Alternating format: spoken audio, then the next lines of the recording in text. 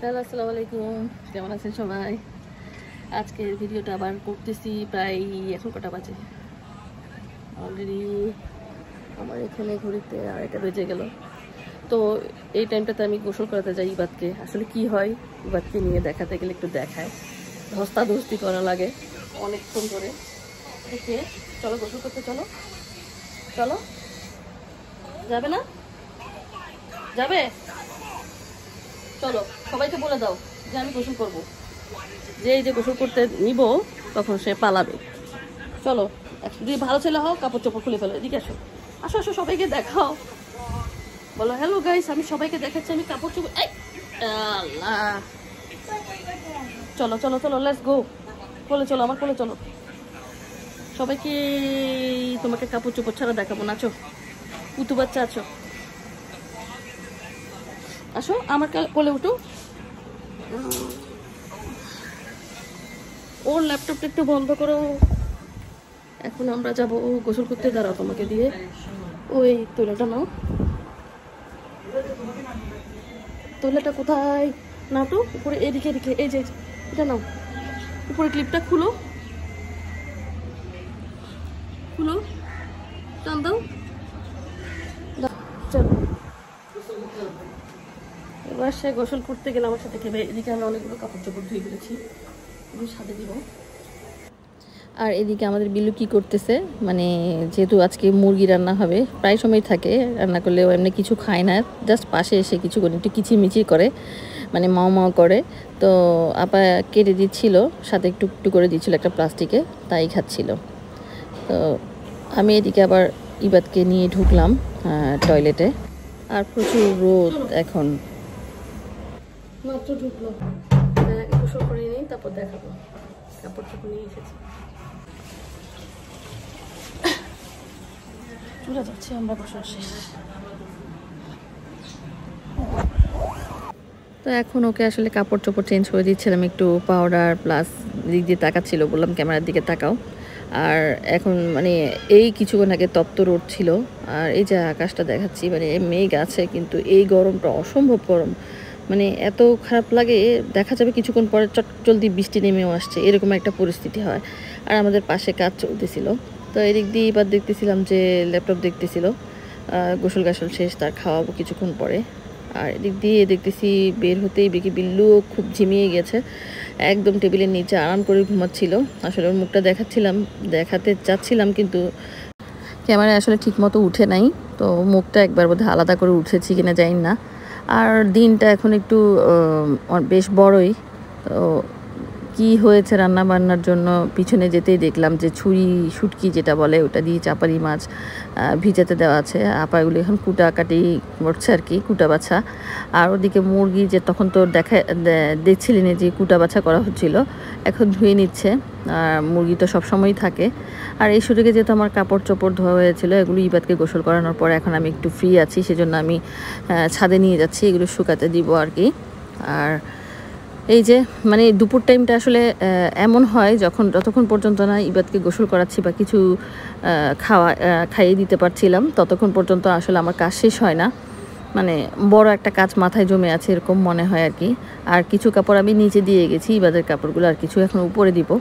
আর সাথে একটু পাখিগুলোকেও দেখছিলাম, কিচিমিচি করতেছিল, ডিম দিচ্ছিল। আসলে পাতিল একটা হয়ে গেছে, ওদের জন্য আরও একটা পাতিল লাগবে, বা একটা ছুরি আছে কিন্তু পাতিল আলাদা করে দিতে হবে। তো আমিও বেশ হাঁপিয়ে উঠলাম, আর আমার কাপড় চোপড় বেশ ভিজা।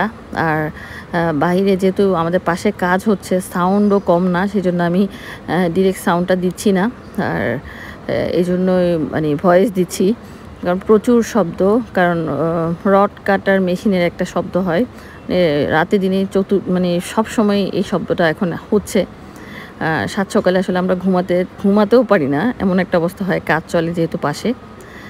আর যতদিন পর্যন্ত কাজ শেষ হচ্ছে না ততদিন পর্যন্ত এরকমই চলতে থাকবে আর কি। আর কি যে একটা পরিবর্তন হলো পাশের জায়গাটায়, রাতে দিনে চেঞ্জ আর কি। তো ছাদে চলে আসলাম, আর বেশ গরম পড়ছিল একদম। আকাশের অবস্থা তো মোটামুটি মেঘই আছে। প্রত্যেকটা কাপড় দিব, গাছগুলো থেকে সব পাতা ঝরতেছে। এই যে তুলসী গাছ, সজনা গাছ দেখো, পাতাগুলো ধরলেই পড়ে যাবে।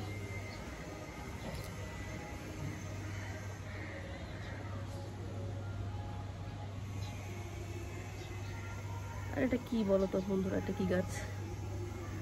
বলতে পারলে তার নামটা আমি বলে দিব।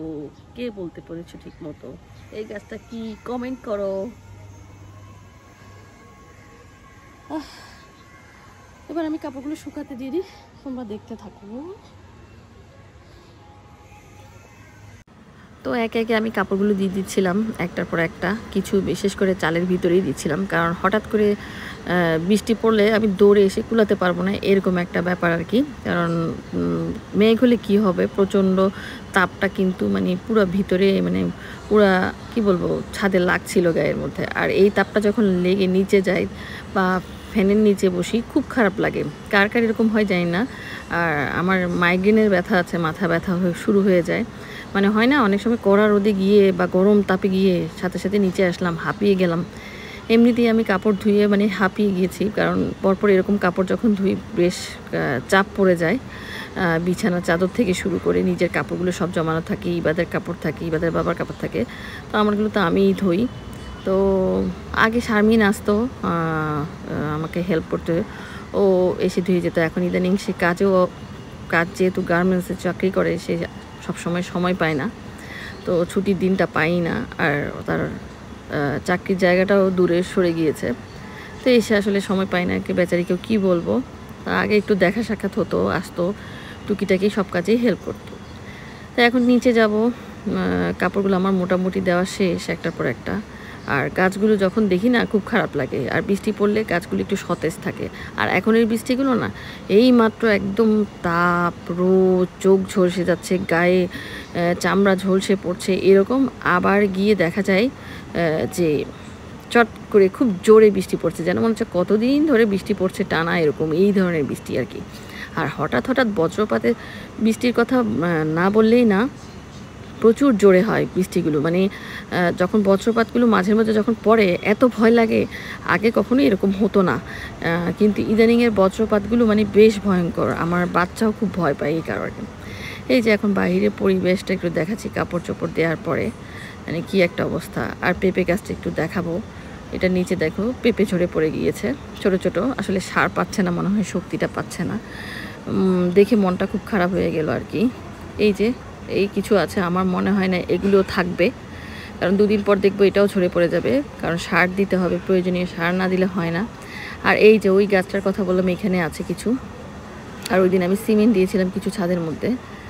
আর এই দেখি এই যে লাউ ফুলগুলো, এগুলো আমি বেশ কয়েকবার নিয়ে নিয়ে খেয়েছি, কারণ অযথা যাবে, কিছু তুলেছি। আর এই যে পাশের সেই কাজ হচ্ছে, মানে অলরেডি কি করছে না করছে, মানে প্রতিদিনই এখানের বিরাট একটা কাজ, মানে শব্দের চোটে থাকা যায় না। যাই হোক, কিছুদিন খোলা আছে, যখন উপরে চালটা দেবে আর কিছু দেখা যাবে না, ওই সাইডে দূরে জিনিসগুলো দেখা যাবে না। এই জন্য আমার বেশ মন খারাপ, মনে হচ্ছে যেন একটা পাশের বিল্ডিং এই পাশের বিল্ডিং মানে মনে হচ্ছে জ্যাম করে দিচ্ছে এরকম আর কি। মানে আলো বাতাস পাবো কি না, যেহেতু আমাদের পাশে একটু খালি আছে নিজস্ব জায়গা, আজকাল মানুষ একটু জায়গা রাখে না আসলে আশেপাশে। আর এদিকে দেখো কি দেখাচ্ছি, এত খুশি লাগে। তুমি কেমন আছো গো, তুমি কেমন আছো গো? এই যে টুকি টুকি, তুমি কেমন আছো গো? কত ধরেছো দেখো, টুকি টুকি টুকি টুকি টুকি, কতগুলো ধরেছে দেখো তো, কি যে খুশি লাগে। রানী রানী অপরাজিতা দেখো, এত সৌন্দর্য, ও তাকে বলবো আমি। কালারটা দেখো, ফুল আমার এত ভালো লাগে। যাই, চলে যাই, সন্ধ্যায় আসবো।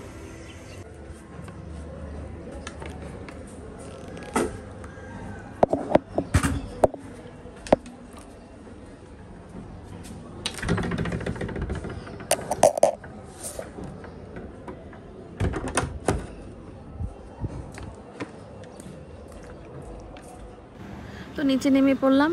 এই দেখো আমার বিল্লু এখন আমার সাথে সাথে হাঁটছে, মানে আমি যেদিকেই যাব সে সেদিকেই যাবে। মানে তার এতক্ষণে খবর হয়েছে, এতক্ষণ কিন্তু সে নিচ থেকে উঠছিলই না, মানে ওই যে দেখালাম না তখন। এখন এখন আমি যেদিকে বসছি সেদিকেই চিটাং পটাং করে বসে গেল। এই এক বিল্লু দেখলাম এত ভয় পায়, একটু পালানো শিখেছে আর কি, কিন্তু বাকি কিছু সে শিখে নেই। এদিকে দেখো পাখি, আর একদম পাখির খাঁচার নিচে সে বসে আছে। মানে দুষ্ট একটা কিউট বিল্লু আমার। এটা আসলে ছোট ছিল, এটাকে আমি ল্যাজ ছোলা বিল্লু বলি। আসলে আমার বিল্লু পোষা পাখির পানিগুলো যাই না, মাশাল্লাহ সুন্দর, তো সবাই এদের পিছনে তাড়া করে বেড়ায়। আর পাখি দেখো, মানে ওই যে খাঁচার ভিতর থেকে কি করছিল, কিচির মিচির করতেছিল। তো গিয়ে দেখতেছিলাম কেন এমন করছে। তো দুজন আসলে এখানে এঁটে গিয়েছে, আর দুজন বাইরে থাকে, তা আসলে ওদের জন্য পাতিল খুবই জরুরি হয়ে পড়েছে। এখন দেখো ডিমগুলো দেখতেছিলাম, বাচ্চা দিবে বহুত কষ্ট করে আমার এই পাখির বাচ্চাগুলো দেয়, আর সবার চোখে পড়ে, তো এইটা একটা প্রবলেম। তো পিছনে চলে গেলাম। রান্না বান্না মোটামুটি আজকে মুরগিটা আমি রান্না করব, তাই সব কিছু জোগাড়পাতি করা আছে। আমি বলেছিলাম যে মুরগিটা আমি রান্না করব, তো অলরেডি চিকেন আমার রেডি হয়ে গিয়েছে। তো দেখো দেখতে কেমন লাগছে একটু বলো তো, সুন্দর হয়নি? হয়েছে কি, কিন্তু আমি খেয়েছি, আমার থেকে খুব ভালোই টেস্ট লেগেছে। মানে অন্যান্য সময় একটু কষা না হলে আমার ভালো লাগে না, আমি চিকেন এমনিতে খাই না। অন্য কেউ যদি রান্নাও করে, বাসায় রান্না করে, সবসময় ভালো লাগে না। যদি একটু কষা কষা করে একদম খুব ভালো মতো খেতে, মানে একদম ভিতর থেকে একটা চিকেনের যে গন্ধ যায় ওটা যদি চলে যায়, তারপর আমি খাবার খেতে পারি। আর এদিকে আপা রান্না করেছে এই যে কলা বলছি কচুর দিয়ে ফেলন ডাল দিয়ে। আর এই যে মুরগিটা বেশ মজা করে খেয়েছি, আর আমি একটু শরবত করে নিয়েছিলাম। এই যে আমার খাবার দাবার অলরেডি বসে গেলাম, খাচ্ছিলাম। আসলে আগে কচুটা দিয়ে খেয়ে দেখি ফেলন ডাল, তারপরে লেবুও নিয়েছি। এটা টেস্ট বোঝার পর তারপর চিকেনটা খাবো আর কি। চিকেনটা বেশ ভালো ছিল, আর এর মধ্যে আমি গোসল করে আসলে বসেছি। আর আমি গোসল না করলে আমার খাওয়া দাওয়া পেটে হজম হয় না, এরকম একটা ব্যাপার আর কি। অনেকেই গোসল না করে থাকতে পারে, কিন্তু আমি যদি একদিন গোসল না করি, আমার মাথা ব্যথা কাকে বলে, মানে আমি থাকতেই পারি না, আমি হাতুস পুতুস করি, এরকম একটা অবস্থা। এই যে মেখে খাচ্ছিলাম, এটা একটু যখন মানে বাসি বলে আর কি, একটু একদিন হয়ে গেলে খুব ভাল লাগবে। তো আমাদের এরকম এই ছুরি সুটকি দিয়ে রান্না করলে বেশ লাগে। এটা অনেকেই খায় না এরকম, কিন্তু আমাদের যারা চট্টগ্রামের আছে বেশ এরকম করেই খাই। আর আমার সাথে একটা ড্রিঙ্কস নিতেই হবে। এই যে আমি মালটা আর অরেঞ্জ ফ্লেভারটাতে দিয়ে একটা শরবত বানিয়ে নিই, এক ঢোক খাবো, আর কিছু এটা গিলবো। এই যে ভাত এবার চিকেন দিয়ে খাচ্ছি ভাই, নিজে রান্না করেছি বলে তাই না, টেস্টটা খুব ভালোই হয়েছে। সবাইকে জিজ্ঞেস করছিলাম, মানে মেজবানি একটা স্বাদ এসেছিলো। আমি একটু রাঁধুনি মশলাও দিয়েছিলাম, যাতে ভিতর থেকে একদম এটা চলে, ওটা বেশি দিলে কিন্তু টেস্টটা চলে যায়। তো চিকেনের মেইন ফ্লেভারটাই রেখেছিলাম, সাথে কিছুটা মশলা আমি মানে মাংসের মশলাটা দিয়েছিলাম হালকা, মানে 1 চামচও পড়ে নাই মনে হয়, জাস্ট একটু উপর থেকে উড়াধুরা গরম মশলার মতো, যাতে ফ্লেভারটা পাই সেটার জন্য।